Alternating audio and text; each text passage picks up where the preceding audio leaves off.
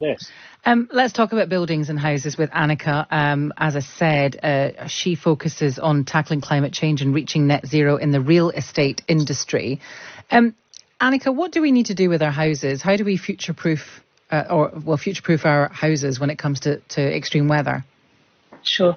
Thanks, Aasmah. Thanks for having us on and letting us join the conversation here. If I can just sort of to take a step back, we really focus on the built environment, and the reason being is it's quite calculated.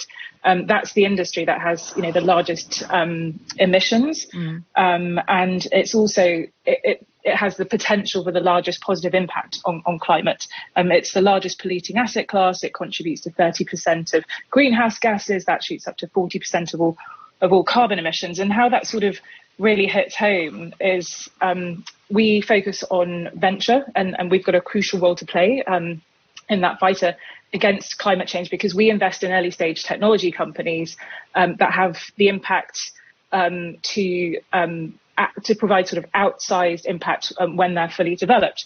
So when we're looking at the role of cities themselves, our focus is really around retrofitting. So not only do these emissions that I'm talking about come from the operation of buildings that contribute to this, third of global carbon dioxide emissions, but the majority of the buildings that exist today are still going to be around in 2050.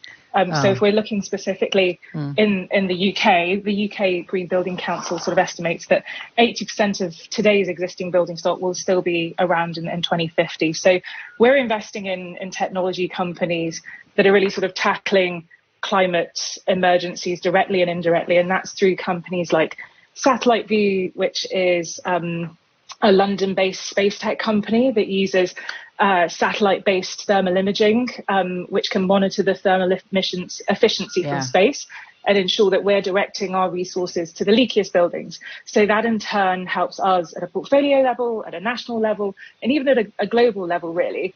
The data is that granular to prioritize our resources in a calculated way to have the largest, most efficient impact on the most polluting buildings, on the most polluting cities.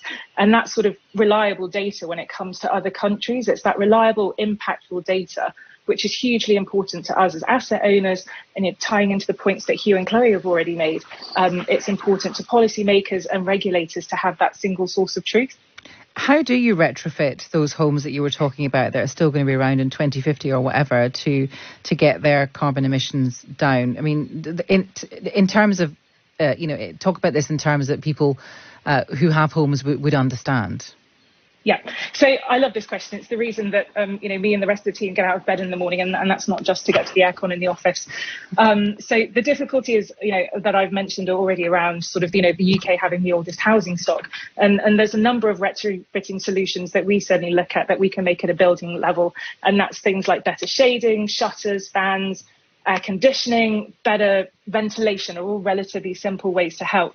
But there are more advanced solutions that are definitely coming to the market, and there are companies like Span, for example, that we've backed, who build smart home electricity panels, home batteries, and that allows you to store energy from, say, solar panels and other sort of electricity generation systems that we've seen, a lot of success in the US, where they've had blackouts from natural disasters, for example, and that's quite common. And now, as our government builds blackouts into its contingency plans for the energy crisis, I think it's becoming a real reality here in the UK. So in short, I think home batteries, solar panels, they can ensure that the power keeps flowing to our homes in case of grid interruption.